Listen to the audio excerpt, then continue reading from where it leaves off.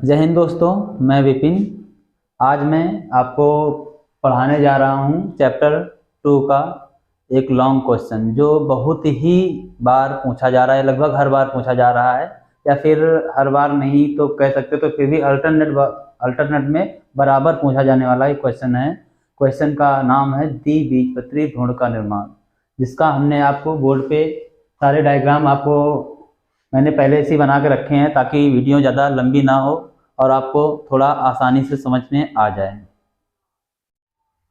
तो दोस्तों, वीडियो को ज़्यादा लंबी ना करते हुए हम लोग क्या है मेन टॉपिक पे आते हैं।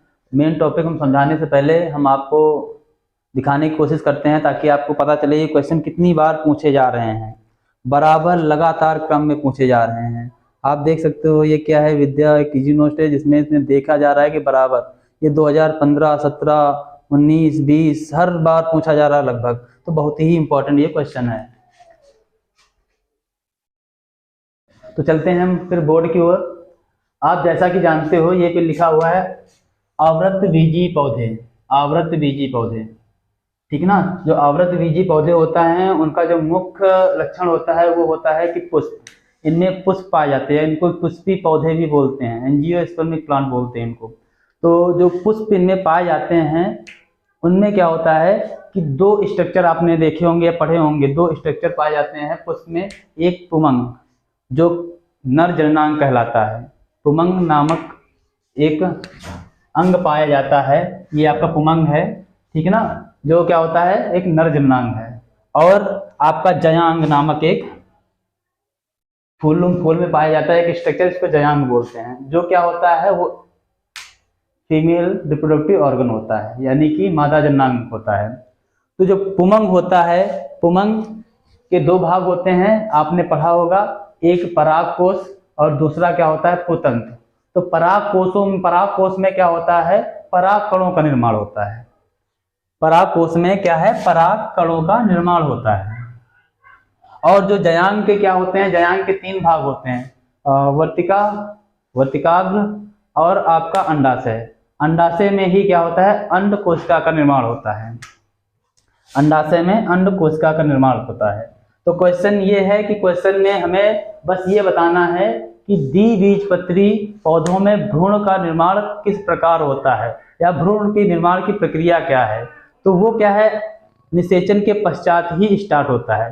तो हमने क्या है आपको थोड़ा सा समझ में आया, इसलिए थोड़ा सा आगे से हमने स्टार्ट किया है। जैसा कि मैंने बताया कि पराग कोश में पराग कणों का निर्माण होता है, और क्या है जयांग में अंड कोशिका बनती है। तो परागण के पश्चात, और परागण पश्चात जब क्या होता है अंड कोशिका से निषेचन होता है, तो निषेचन के पश्चात युग्मज का निर्माण होता है, जिसे हम लोग क्या बोलते हैं, जाइगोट। एक्चुअल में जो होता है आपका परागकण क्या होता है, ये अर्ध सेल अवस्था होती है, यानी कि वो युग्मक होता है, अर्ध सेल अवस्था होती है।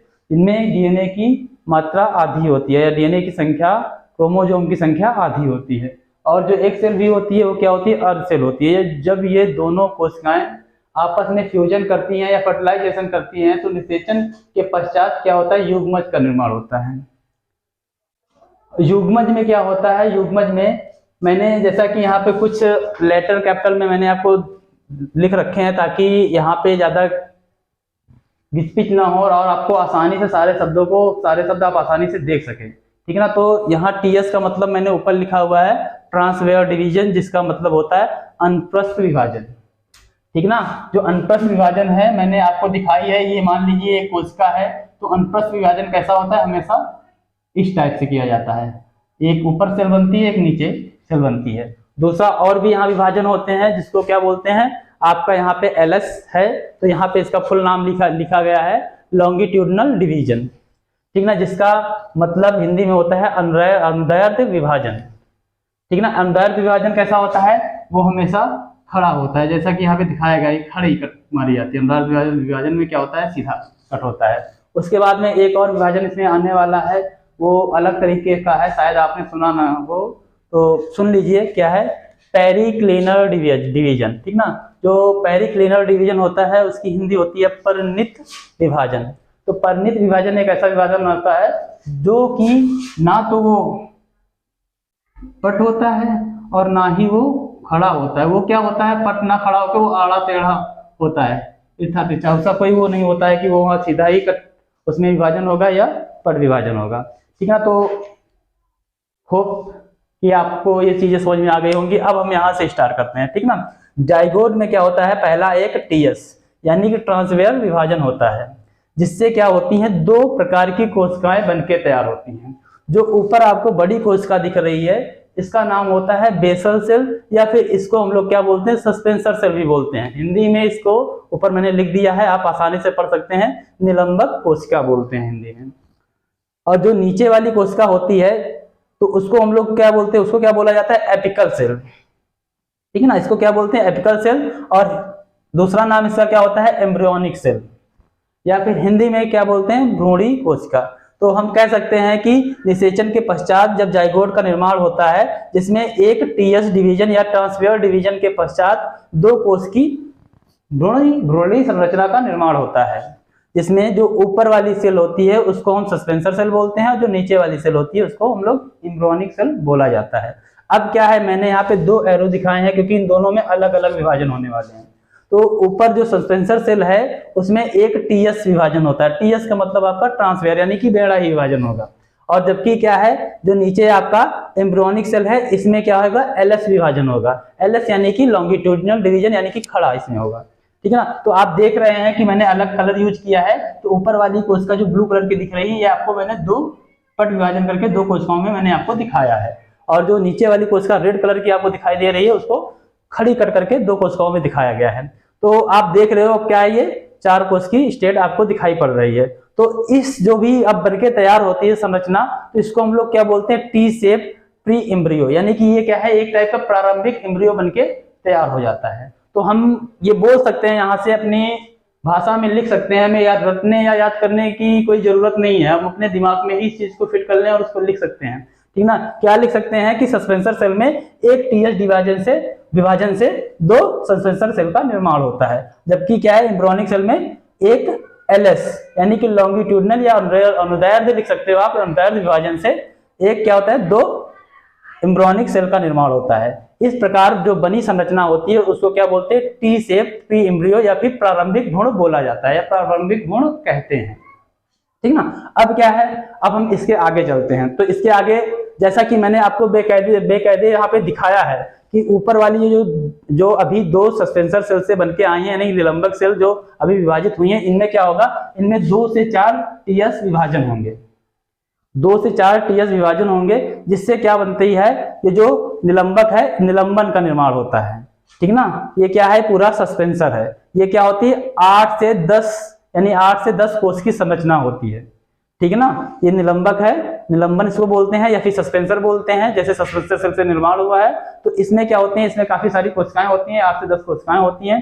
तो इसकी जो ऊपर वाली कोशिका होती है, जो एम्ब्रियो से दूर होती है, ठीक ना, ये आपका एम्ब्रियो है, ये आपका प्री एम्ब्रियो जो है वो बन रहा है, ये प्रॉपर आगे बढ़ता हुआ जा रहा है। तो इससे पास वाली अगर हम देखें तो ये इसके पास है तो इसको पास वाली बोलेंगे, ये इससे दूर है तो दूर वाली बोलेंगे। तो पास वाली जो कोशिका होती है उसको क्या बोलते हैं, हाइपोफाइसिस या हाइपोफाइसिस कोशिका बोलते हैं। और हिंदी में क्या इसको बोलेंगे, अधस्फीतिक, अधस्फीतिक। अगर आप हिंदी में पढ़ोगे तो भी थोड़ा सा दिक्कत का सामना करना ही पड़ेगा, इससे है कि आप इंग्लिश वाले नेम याद कर लो, वो आपके लिए ज्यादा ही फायदेमंद रहेंगे। तो ऊपर वाली जो सेल है, दूर वाली है, जो एम्ब्रियो से दूर वाली सेल है, उसको क्या बोलते हैं, हाउस्टोरियल सेल, यानी इसको हिंदी में बोलते हैं चुसांग।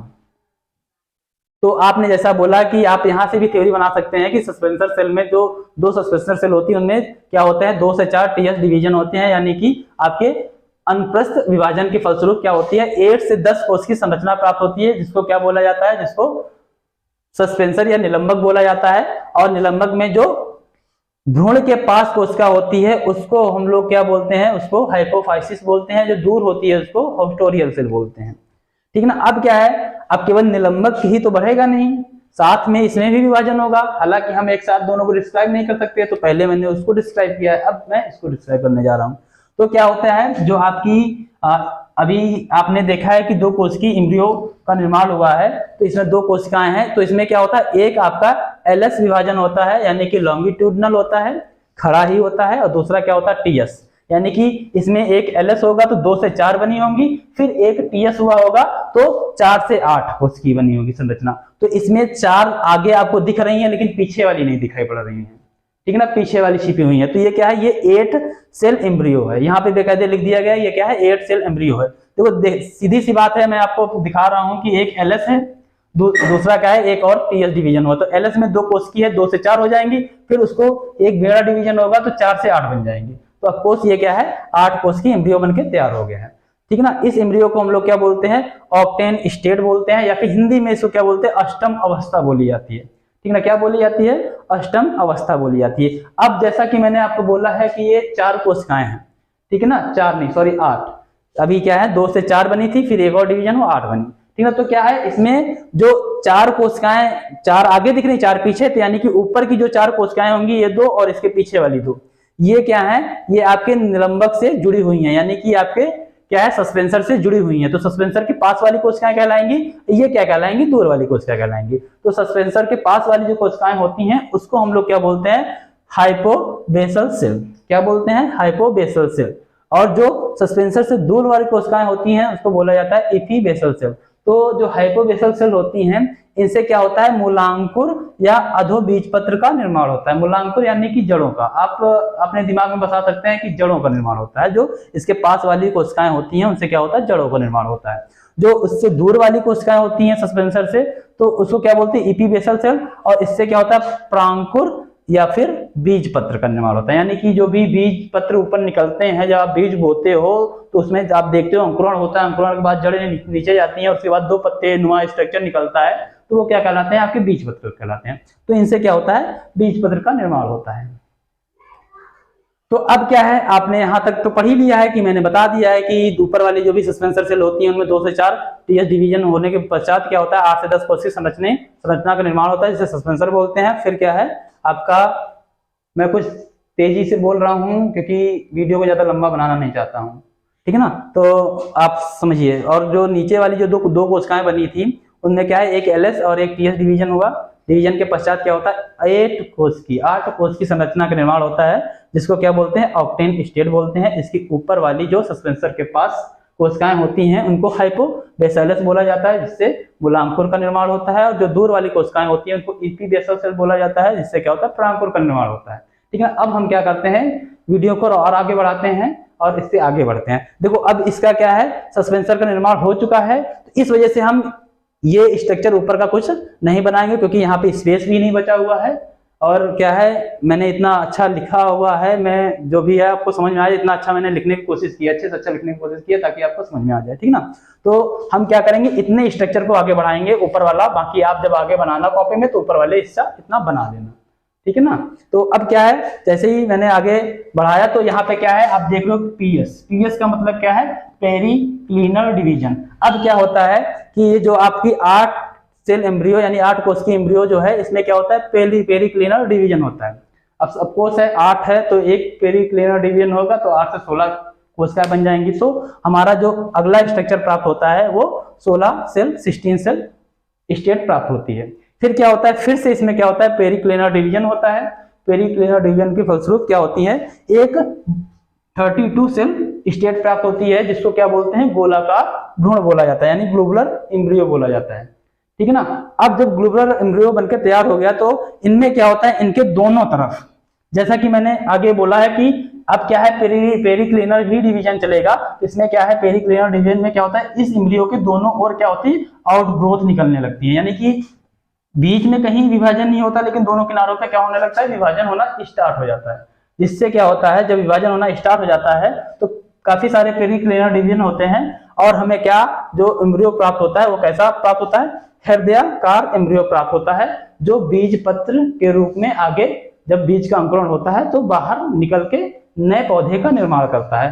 तो आई होप कि आपको समझ में आया होगा कि मैंने आपको पूरा स्टार्टिंग से यहाँ तक पढ़ाया। यही क्या है, आपकी लास्ट स्टेज है जो बीजों के अंदर पाई जाती है, ठीक है ना। तो आपको इतना ही लिखना है इस लॉन्ग क्वेश्चन में। और ये आई होप कि ये डायग्राम ही एक पेज के ऊपर है और आप अपने मन से भी लिखोगे तो 1-1.5 पेज तो आराम से लिख सकते हो, चाहे जैसे जाओ। और कुछ अगर आप पढ़ सकते हो तो और अच्छा खासा आप लिख दोगे। आपका 3 से 4 पेज लगभग कवर हो जाएंगे और आपके एक लॉन्ग क्वेश्चन जो है आसानी से हो जाएगा और आपको 7 नंबर आराम से मिल सकते हैं। तो दोस्तों इस वीडियो में इतना ही। अगर आपको वीडियो हेल्पफुल लगी हो तो नीचे कमेंट सेक्शन में लिखें और चैनल को सब्सक्राइब करना मत भूलें। मिलते हैं नेक्स्ट वीडियो में। जय हिंद।